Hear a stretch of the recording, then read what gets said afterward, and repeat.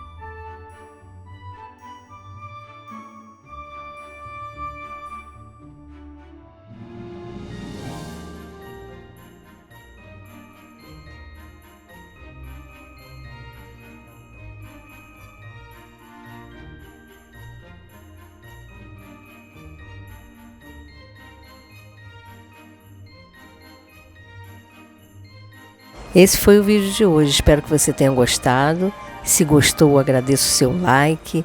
Compartilhe esse vídeo com seus amigos. E inscreva-se no canal para não perder mais nenhuma novidade. No próximo vídeo, vou mostrar 3 mesas postas lindíssimas para o Natal. Conto com você. Obrigada por ter assistido. Te aguardo no próximo vídeo. Até a próxima!